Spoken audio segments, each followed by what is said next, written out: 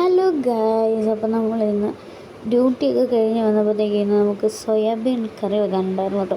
അപ്പോൾ ഞാൻ തന്നെ ഇന്ന് കിച്ചൺ ഡ്യൂട്ടിക്ക് കയറാമെന്ന് വിചാരിച്ചു. എപ്പോഴൊന്നും അങ്ങനെയൊന്നും കയറാറില്ല. രാത്രി വന്നപ്പോൾ ഒരു നല്ല നല്ല മൂഡായിരുന്നു. അതുകൊണ്ട് നമ്മൾ കിച്ചൺ ഡ്യൂട്ടിക്ക് ചെയ്യാമെന്ന് വിചാരിച്ച് നമ്മൾ സോയാബീൻ ഇട്ടൊന്ന് കറി വെക്കുന്നപ്പോൾ എൻ്റെ നമ്മുടെ എണ്ണയ്ക്കകത്ത് കടുകൊക്കെ ഇട്ട് പൊട്ടിച്ച് അതിനകത്ത് നമ്മൾ വെളുത്തുള്ളി ഇഞ്ചി കൂടിയിട്ട് നന്നായിട്ട് വഴറ്റിയിട്ട് നമ്മൾ സോയാബീൻ ആദ്യം നമ്മൾ ചൂടുവെള്ളത്തിലിട്ട് വെച്ചിട്ടുണ്ടായിരുന്നു.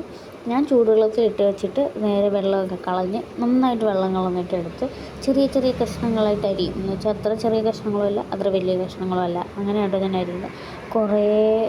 കുറേ പേർ, അത് ഒരു 6-7 പേർക്ക് വേണ്ടി ഉണ്ടാക്കാനുണ്ടായിരുന്നു. അപ്പോൾ ഞാൻ കുറേ നേരം കത്തി കൊണ്ട് അരിഞ്ഞ് നോക്കി തീരുന്നില്ല. പിന്നെ ഞാൻ കൈ കൊണ്ട് അവസാനം കുറേ കുഞ്ഞുള്ളി പറിച്ചെടുത്ത് കേട്ടോ. അത് കഴിഞ്ഞപ്പോഴത്തേക്ക് നമുക്ക് അതിന് വേണ്ടിയിട്ടുള്ള കുറച്ച് സാധനങ്ങളെല്ലാം റെഡിയാക്കാം.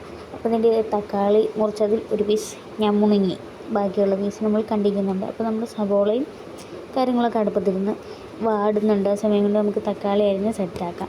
അപ്പോൾ ഈ ക്യാരറ്റ് ഇതിലിടാനുള്ളതല്ല, വേറൊരു സാധനം ഉണ്ടാക്കാൻ വേണ്ടിയിട്ടുള്ളതാണ്. അപ്പോൾ ചുമ്മാ എല്ലാം ഈ കൂട്ടത്തിൽ അങ്ങ് വീഡിയോ ആയിട്ട് എടുത്തു എന്ന് മാത്രം.